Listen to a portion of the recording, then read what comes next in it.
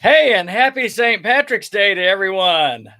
Yes, I had no idea. Roger's wearing a blue shirt because he's not Irish Catholic. It's bluish green. I'm pretty sure there's some green thread in here. Oh, there's a green stain. That's pretty nasty. I am Irish Catholic. Most of you didn't know that. So this is a big day for me.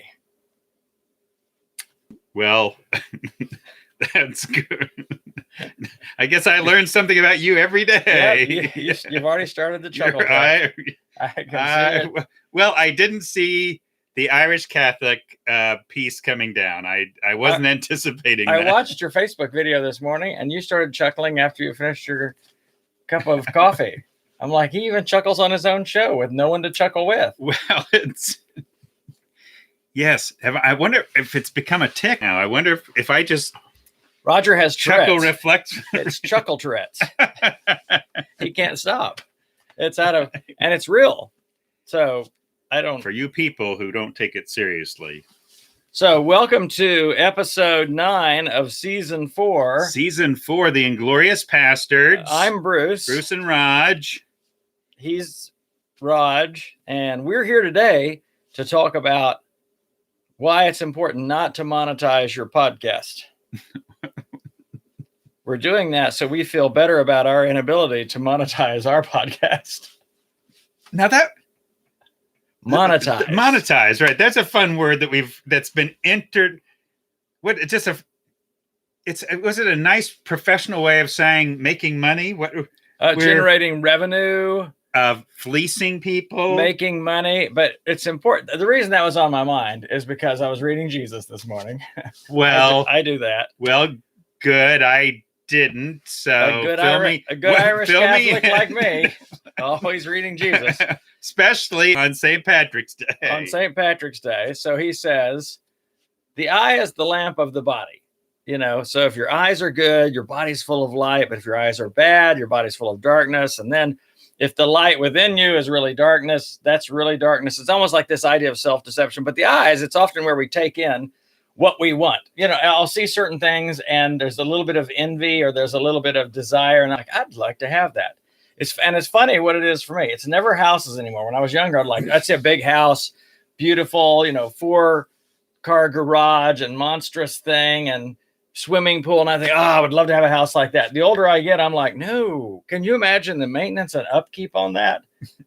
Can you imagine trying to just vacuuming that house could take you a weekend, the whole weekend. So, the older I get, I realize my eyes, they don't gravitate toward houses and stuff. Okay. But I do enjoy clothes slightly more than Roger. And we both wear clothes, but I spend more money on clothes. And I love cars. I see cars. Well, you've always loved, right. You've always loved cars. But I was like, he finishes that particular piece by saying, you can't, no servant can serve two masters. You'll either love the one or hate the other. You'll be devoted to one or despise the other. And he says you can't serve God or money. So it's just, again, a challenge to me to make sure that my eyes are good, that my eyes aren't always seeing more of what I want, because it does drive a discontent. And then that discontent can become greed. And pretty soon you're serving money and you're monetizing everything. You're monetizing your podcast, you're monetizing your book sales, you're monetizing your videos, and culture tells us to do that. In fact, I got 2 more emails this morning from people that monetize everything. And they're like, hey, if you go on vacation this summer, will you be making passive income? And I'm like, well, I don't know. Should I be upset about it? Should I be worried about that? For me now, I like the idea. A vacation is just planned unemployment. Same for you. Right. Because you have to close your store. Oh, it is. Yep. You're not making money. Nope. Not getting any vacation time. So I realized there's this constant press in our culture. You need to be monetizing things, particularly if you're an entrepreneur, which you and I both are now. Inglorious Pastored Entrepreneurs is probably the longer thing. Yeah, and I think but the loss with that of everything getting monetized, because everything gets reduced then. Mm-hmm. Even people, relationships, things end up getting reduced to a cost benefit analysis. What am I getting out of this? Am I getting a return? Is there Am I making money while I'm sleeping? But our culture has conditioned us to think about productivity and getting something done, getting a return, yes, all the time, and making money on. I'm making everything money right now. Right. That's one of our jokes. When Roger has a sale, we might be getting together with our families and we're eating dinner and enjoying a glass of wine, and all of a sudden we'll hear Roger's thing go clinching, and we're like, Roger just sold something on eBay. Money. And he'll say, making money right now. Or I'll get a notification, someone just signed up for a Born Wild trip, and I'll look at Roger and go, I'm making money right now. All that to say, in this podcast, we aren't making money right now. We are not making money right now. And that's fine. I guess I could check my phone and see if anyone's signing up for something, which is another thing. I find myself then checking my phone to see if I'm making money right now. I'm not looking for a spiritual word for the day from somebody. I'm looking for that little thing from Cart 66 that says, congratulations, you just made a sale. Right. And then I'm like, ooh, and I hit the little button and I see what the sale is. I'm thinking about, because again, I don't think we realized just how focused we end up being on that. So this weird thing that happened to me this week. On the always looking for things to sell. I sell for a living on eBay. That's how I make my money. That's how you monetize your life. Right. There's my. So I'm on Facebook Marketplace, and I see there's this person. They've got this in-scale train collection. Oh, those are cool. Very cool, but it had all kinds of really fascinating kinds of things. Anyway, so drive out to see it, and so I'm looking through this, and I'm pricing things out, and this is one of those really weird ones because there are a couple of high value items in there, and they know there's a couple of these trains that are like $500-$600 each. How big is in scale? How big are the trains? Are they the little ones? The littlest, yeah. So they're the little trains, right? Okay. You can do so much more with those. Oh, right. In terms of, you could even take a 4x8 sheet of plywood and have a whole city. No, when I was a kid, that's why I leaned more toward the small train. A little bit of it, because you could do more with. You could maximize that. My eye lamps would see that and really be wanting. Well, speaking of the eye, so I'm talking with them, and they throw out a price, and I know, okay, I'm not in that. I said, let me go home. I'll take some notes. Bottom line, so I get home, I take some notes, whatever, and I'm like, I think I can do $1,700 for this, and do pretty good. But part of the fun is okay, you're going to sort through then all this stuff and see what the actual value is. So I just kind of looked at some stuff, but I couldn't tell all of what. And so there's a lot of stuff. A big collection. There's a big collection. Okay. And so I said I can do $1,700, and they came back and said, well, can you do 2? And I was really legitimate. So I'm not just this, I'm trying to figure, okay, the cost, risk, the margin, the cash, whatever. So not trying to screw with them, but I was like, I think I can do 18. And so, didn't hear from him a bit, whatever. And, and then they came back and said, can you do 2,000? Did I say that already? You did. Okay. Did they just, well, good for them for coming back. Again, no, we're still here. Can you do 2,000? No. So can you do 2,000? And that's when I went back and said, I can do 18. Yeah. And anyway, a day later, we've got a little higher offer. So anyway, it was that thing of, I realized I could have had it at 2. And then they were getting offers at 25. They said the latest offer is at 25. And it appeared that I could get it too. And what struck me, Bruce, was how much it affected me. Yeah, you lost $500 just like that. Well, the part of it was that lottery thing. You don't know how much this collection, because I didn't look at all the pieces. Right. And I know some of these in scale trains can really, and some of the pieces and so on can really, and I realized, I may have given up, $2,000 or $3,000 in income out of that. Now that's a sizable, 2,000's a bunch to put up front, Right. And I was just realized how much that hit me, and I think that's part of what is, how many things really deeply affect me emotionally, I can't stop thinking about them. About money. And I just think about the power again. Yeah. I lost out on whatever else is going on. And this is a great week. We're able to visit some of our kids for the first time in a year. Awesome. So we're having, some great time with our oldest son, his wife, and their 4 kids. And we haven't seen them in over a year. So having a great time. But man, that potential loss out there. I just realized how much that was weighing on me. Yeah. And it's funny how, because I've done that a couple times, even in the speaking world. So you'll get leads, speaking leads about a thing where someone wants a speaker to come in and do this thing. And I've learned I've got to do homework first to find out as much about that lead as I can to understand even what their budget is. So because it's sort of an unknown. I can come in there with a really low ball offer because I want to get it and I'm not busy that weekend. I want to get this thing. And I've done that before where I pitched the whole, I'm going to do a day-long staff retreat for a group for like $250. Mm-hmm. Now that's normally something I would charge $1,500 for. Mm-hmm. But it was a church group and I'm like, I just want to keep it low. And very quickly I realized I just gave up $750. In other words, they were a church that was able to do $1,000 because of the size of the church and the scope of ministry and the number of I'm like, they could have done $1,000 at the drop of a hat. They'd have probably done 15 and not missed a beat. Right. But then instead of feeling this sense of loss, I didn't let it bother me because, and this is maybe the way I rationalize my own losses. Sometimes I'm like, I'm doing this for the Lord.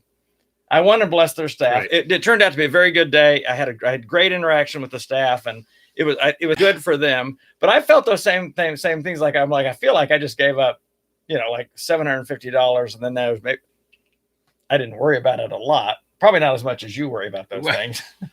Well, the grace of it is, and this is, I realize even with that, okay, I was conscious of how much that weighed on me. And just that, I wish I had, if I just said. That's part of what makes you good at your work because you really are looking for those really good situations. No, you have to, right. And actually the comedy is, I still don't know what the loss might be. And this is part of the challenge even with what I do is like, if one of those really nice train sets turns out doesn't work, well, that one's not worth $500-$600. That's a hard sell. Right. So this is part of what you're building in. So the loss may not be as big, but it's just now I think about the possible loss. And when you see on eBay 2 weeks from now that one little train set for $50,000, turns out it was the only one ever made in N-scale history. then you're terribly sad.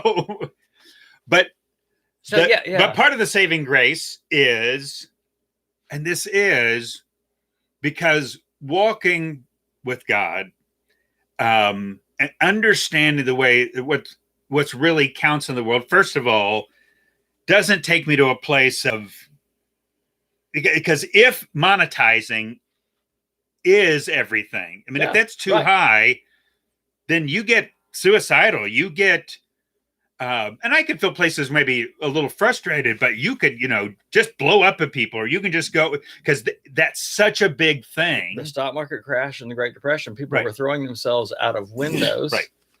Because the loss was so great and their significance or their personhood was so tied to their money, to their ability to make money, to this nest egg that they had created, that when that was gone. And here's the thing that Jesus said. I didn't even mention the middle of that passage. I just did the top part and the end of it. But he said, don't store up for yourselves treasures here on earth where moth and rust destroy. And that's where I thought about clothes. When you think about moth is, it's high-end clothing. It's that really nice furniture. Yeah, because I was thinking in their day, what things did they collect that rust destroyed? Did a sword collection? I was just curious, Right. But then when you start talking about thieves breaking and steal, I'm like, that's like precious stones. That's stuff that moth and rust can't get. Right. But someone else can get. And then he says, instead, store up for yourselves treasure in heaven. Yeah. And where none of those things can take it away, he said, because where your treasure is, that's where your heart's going to be. In other words, that's where you're most going to want to be. I love the way, reading Eugene Peterson's take on that. He said, if you'll put your treasure where you most want to be, that's where you'll end up being. And I just thought that was a beautiful way of saying it. So, question for you, because I haven't thought about this enough this morning. How does a person store up treasure in heaven? Because Jesus doesn't say, now here's the 8 ways that you store up treasure in heaven versus hoarding on earth. Well, there's something about, I think that the idea is you're really investing in things that matter. I mean, Right. Heaven being the idea around invest your life. Right. Invest your life in, but in things that shameless plug, that last, that, so my character, the kind of things that don't corrupt, so doing the right thing, generosity, investing in people. Right.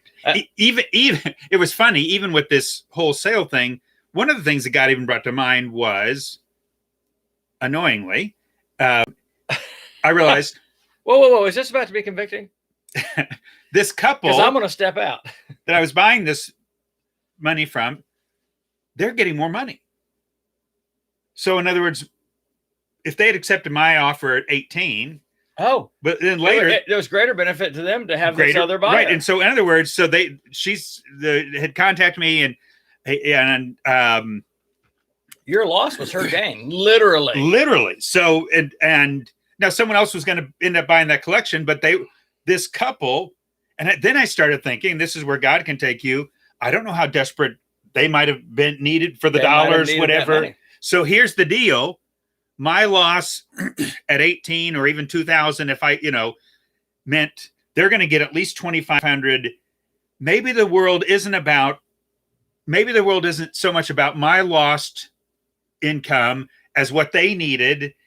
And it's just, that helps change the focus. There's other things going on here that not just because monetizing is so often focused on me. I'm not asking, I wonder how they're monetizing, and God gave me the perspective to say, wait, that's good for them. They're going to make more. Not only that, but that person who put up 2,500, it may have been their last 2,500, and they were really needing a good buy that they could make a lot more profit on because they've had a long run without that. Here's the thing. Maybe they're in tougher straits than I am in. So you literally just gave an illustration, counseling moment, on how I help clients understand the difference between self-aware and self-absorbed. The self-absorbed person sees the world in relation to them. How is the world treating me? Oh, I lost this thing. I lost $500. I didn't get the good deal. I missed it by 200. Never thinking about, does that person who's selling the stuff need it? Or does this person who outbid you need the sale more than you do? A self-aware person sees themselves in relation to the world. They see what you just did was self-aware. Oh, I'm self-aware? You were self-absorbed for a moment, but then you got over it. And God allowed you to be self-aware, which is, hey, there's other people that need this potentially more than I do. I don't know their story. But a self-aware person gives room for that. The self-absorbed person can only see their loss. Right. How did this affect me negatively? But they can't see how it affected the other person positively. This is the beautiful thing about when you recognize that someone's in dire straits and they're selling something because they're in dire straits, and you choose, because of the way of Christ, to give them more than what they're asking for. Yeah. I mean, because you're not self-absorbed anymore. You're going, this person really needs the money. It's less about the money than selling this air conditioning unit or this washing machine. Right. They need cash. Yeah. For whatever else is going on in their world. So when we're self-aware, we are able to be more generous. Right. We're able to be more content because I'm not, everything's not about me in that moment. And any self-awareness I have here, I realize that's come from Jesus.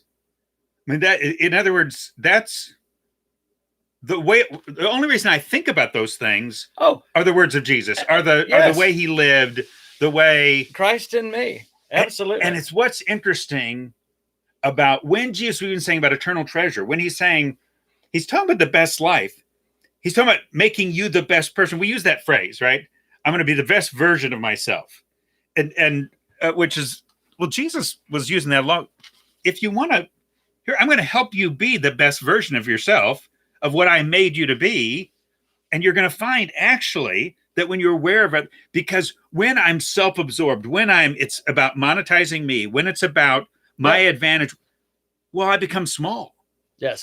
I become it. That's crippling. It's the whole, when I don't forgive, I'm taking your world's getting smaller. My world's getting smaller, and I'm actually hurting myself. It's the way of Jesus that is. It's this expansive life. The world is large. I realize, even as I'm listening to you, I realize there's two places that I typically get the most self-absorbed. In my car. I'm very, the world. Yeah. The world revolves. Why doesn't around. Everyone want me to get where I'm going? Why aren't you moving any faster? Can't you see you're slowing me down? Think about it. That's what it is. You're slowing me down. Right. Okay. The audacity. But I'm not thinking, yes, this elderly person who may be driving, I don't want to typecast, but whoever's driving, whatever's absorbing their world. It might be a 16-year-old new driver. That's that merging, because that's where I get it. You know, the idea of merging is you're accelerating so that you can merge, but often the merge is a stop, right, so that several cars behind you hit each other. Or someone they're having actually trouble with their vehicle. It's right. They want to go faster. Can't. And they can't go faster. My world just sees everything. I'm not thinking. So I'm very self-absorbed. I'm actually being more conscious of when I'm driving, like our friend, merge, come on in. No, I'll slow down. Come on in. I've even, Roger, this is going to shock you. I let trucks in front of me right now. No. Yes. I will not hear it. 18-wheelers. They put their signal on. They put their signal on, and I'm like, I can't. Come on over. I'll even flash my lights. Come on. No. I know I'm going to be behind you for the next 11 minutes now because we're going uphill and you can't pass anybody. But you don't know that. Come on over. It'll be great. No, I don't let them in because I'm thinking about all the people behind me. Roger's taking a phone call during the podcast. Well, I like that. I am actually. I like that. We're having storms today, so there's supposed to be long track tornadoes. So all of us are watching our devices today. Yes. Second place. Now, but here's what I feel when I let those people in, it takes away the angst of trying to rush to get ahead of them, or don't you? Oh, he did it. He pulled it. Because now I've invited them to be in front of me, and I really feel okay about it. I can't explain that. I can't either. It changes something. Second place, I get most self-absorbed. I realized it last week. You can't let trucks in. I'm sorry. You can. In a restaurant. There's something about when I'm in a restaurant, I get that they're here to serve me mentality. In fact, I'm paying good money for them to serve me. Well, that didn't come out of the blue, because that's heavily conditioned in our culture. Again, you get what you deserve. You should get the best. You should get top-notch service. And I love to tip generously. I really do. I love to tip generously and make people feel good about their work. I so appreciate people in the service industry. I have gotten to that same place. I was in retail for 7 years. But we had a new server at this restaurant, and I could tell he was new. And I could tell even in the way I was sharing the order and he was receiving it, wasn't going to come out right. Sometimes you just know this is not going to work out. I can tell it's not going to work out. Sure enough, it didn't work out. It took forever. We could not get his attention. One time, Marlene and I are both at our table, both of us just raising our hands, like we're in school, because we're like, we can't actually eat this meal without this particular thing, the sauce that comes with it. But he has the new worker blinders on. Bless his heart, he's probably overwhelmed from all the. And you didn't turn around. There were 8 other people with their hands raised. And when he finally got to me, I could tell he was irritated, and it was frustration. He was overwhelmed. Yeah. But I'm like, how dare he be frustrated with me asking for my sauce? I'm paying for his paycheck. And so I thought in my mind, I'm not only not going to give a generous, I'm not going to give a tip at all. This has been, particularly when he got edgy with you. He's edgy with me. Right. And And I just felt like the Holy Spirit just said, no, you're not. You're going to be super generous. You're going to be super generous with your tip. I've heard that voice before. So it was like a $38, dinner bill, and we had like $40 cash, and I'm thinking, I got the 40. And I just happened to notice there was one other 20 in my wallet, and I'm thinking, hey, Marlene, have you got a 5 or a 10 or anything? She's like, no, I don't have anything. So I put the $60, out there. And, oh gosh. And then it was like a 33% tip, and then we went ahead and walked out, and he grabbed me afterwards. And he said, hey, do you need change back? Cause he thought I'd made it. I said, no, I just thank you so much. And I realized in that moment, I went away from self-absorbed to self-aware, and I allowed myself, and I'm not trying to be super spiritual here, because remember, my first thought was, he's not getting jack. Right. But I realized, I think I helped him go, I can do this, and it's going to be okay. And first days are hard, whatever else was going, or his girlfriend might have broken up with him. His mom might have had a cancer diagnosis. I don't know. But I just feel like in that moment, I was living the way of Christ to this person, but it saved me. It saved me from the greed and the entitlement and the I deserve better. So when you think about for our listeners, yes.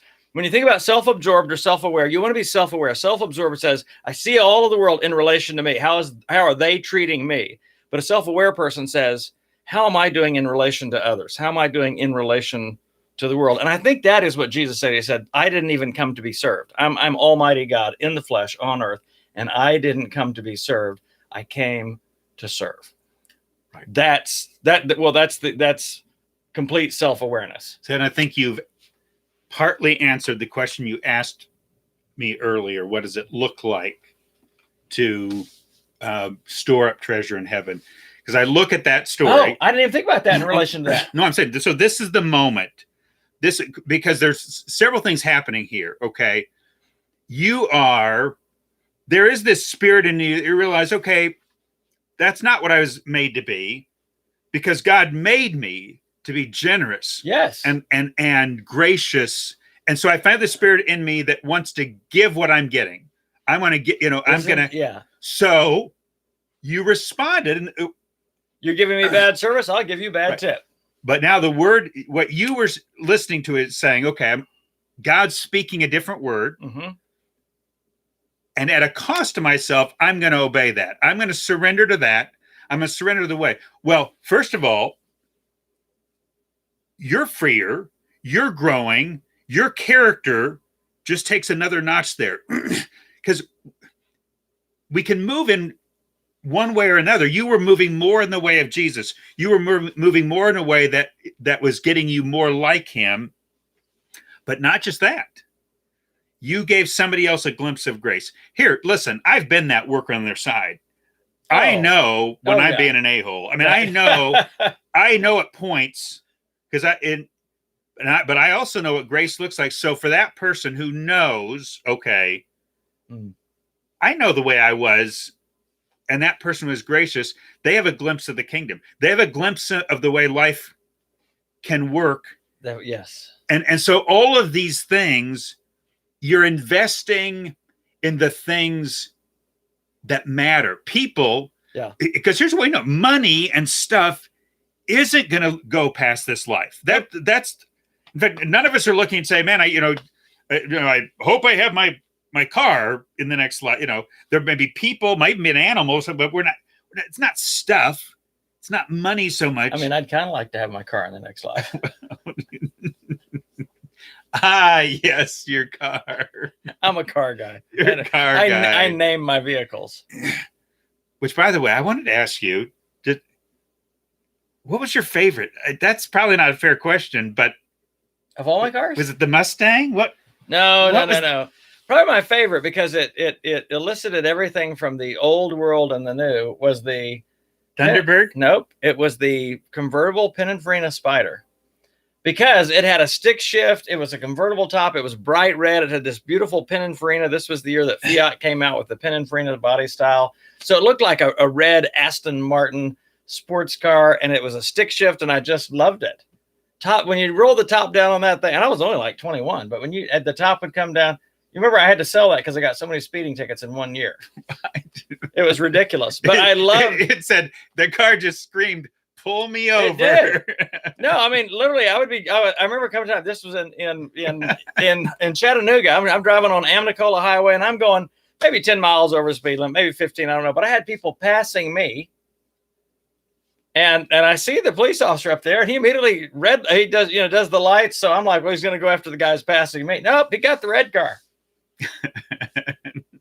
The red spider. And about 2 weeks later, I got a letter from the state of Tennessee that says, if you get one more ticket, we're going to pull your license. So I sold the red car.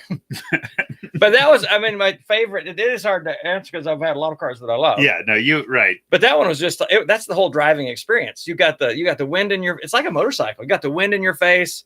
You've got the stick shift, the steering. It wasn't power steering, so you get all the feel of the road. Oh, just loved it. Right. So we're back to square one. I'm feeding your eyes focusing on cars. Well, and that's just, it is a struggle for me because I do like cars, and I probably spend sometimes more on cars than I should, or even on clothes where moths destroy because I like. But some of it is my temperament. I like new things. I like new shirts. I like new fashionable things. And now it's not moth that destroys, it's changing styles. It's changing styles. Or my motto is pretty much in my closet. This is how my closet doesn't get overrun. If I haven't worn it in a year, it's going to Goodwill. It's going out the door. I'm not going to keep it. Marlena's the opposite. She still has things from before we were married in 1982. And those jeans, the high-waisted jeans, they're back. Turns out she can wear those again. I hope she doesn't, because I think they're dreadful. No offense if you're wearing the high-waisted jeans, but yes, that's a thing. So it was it was a good check. It was a good gut check for me this morning, because Jesus said it's one or the other. And so I not reluctantly chose Jesus again today. Over stuff, over things, over money. Yeah. No, I just think so. Investing in, so store up. Well, the other one was obvious because Jesus unpacked it in Luke.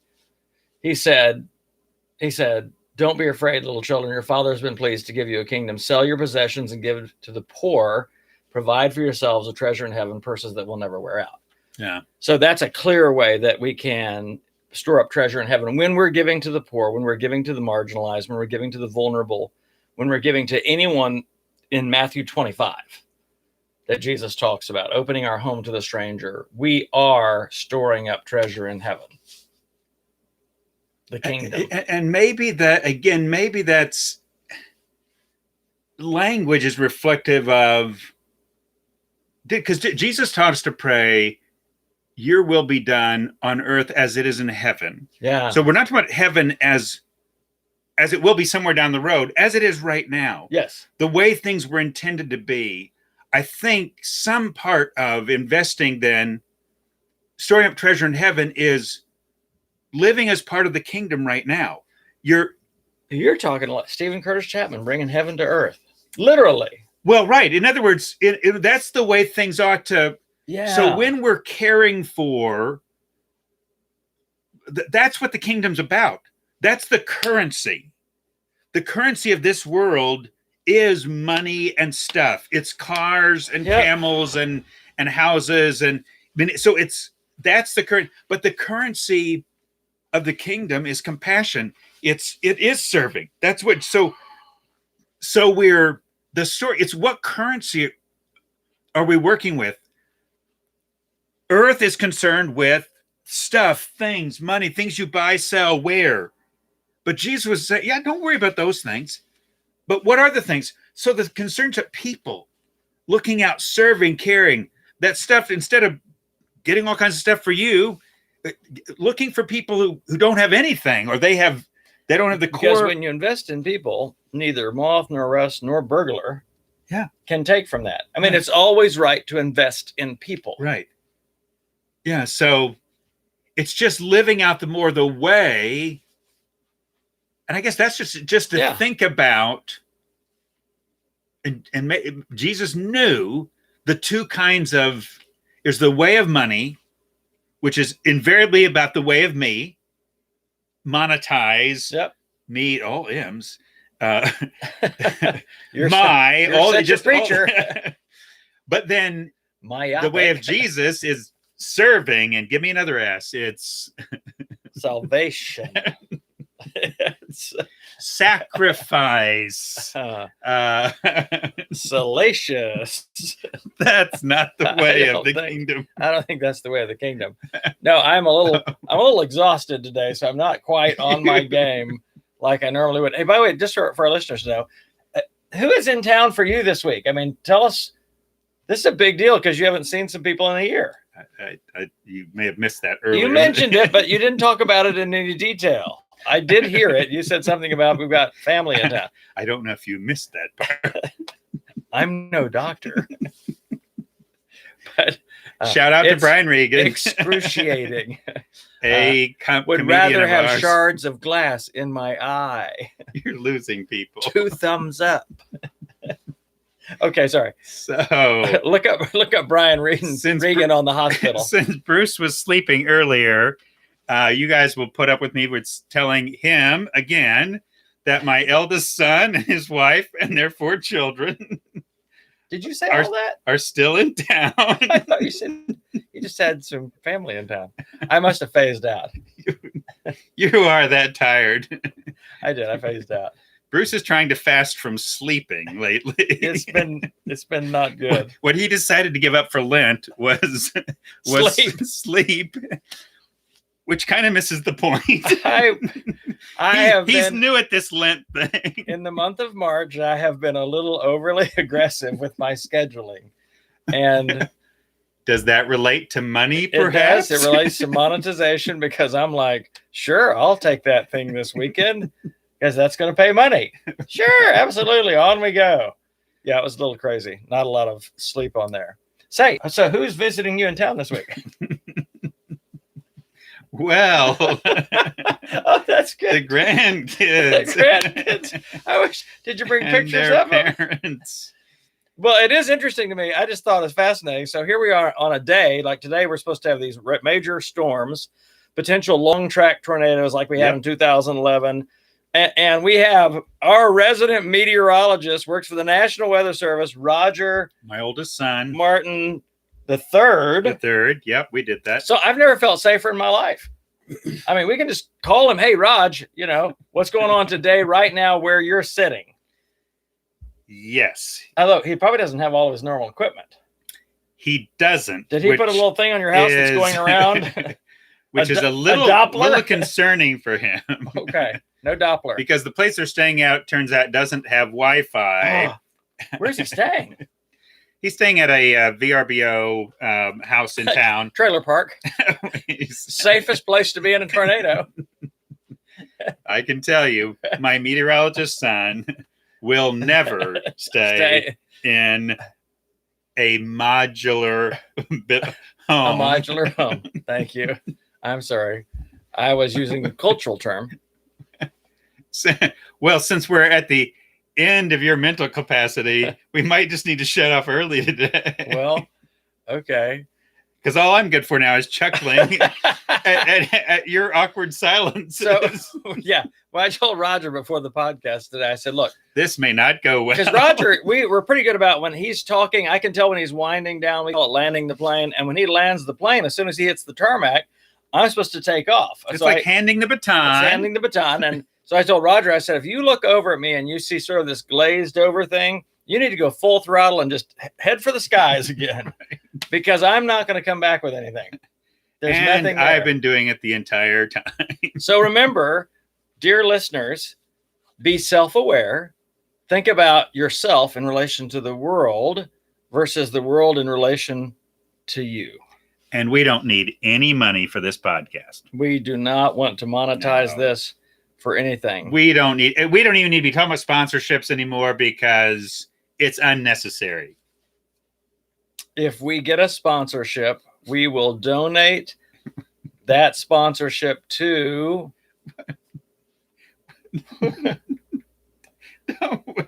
the Kilimanjaro Porter Fund. No, seriously, Born to Be Wild is doing a charity hike to help the porters in Kilimanjaro because for a year now, they've not been able to take people up the mountain. That's how they make their living. So a lot of these porters, Kilimanjaro is in Africa. Kenya. Okay. So they're literally, and Mariana Castleberry, a friend of mine and travel agent, she wants to raise money for them because they're going without any income and have for a year. Okay. Because this travel bans and all that kind of stuff. So we would gladly, if you decided to sponsor, we would send that. We would put that directly to the Kilimanjaro Porter Fund. So thank you for your help with that. And if you want to hike in the charity hike, I'll let you know maybe by next podcast the date of that. Yeah. Be fun. Yeah. Maybe I'll join.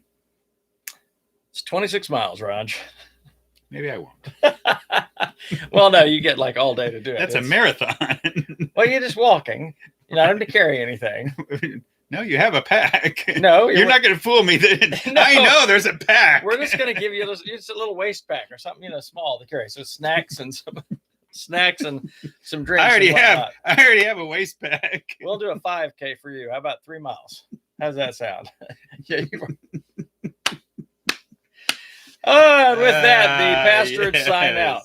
We'll see you next week. Until next time. Same bat time, same bat channel. Don't say that. It's too late. That can't be good. That's no.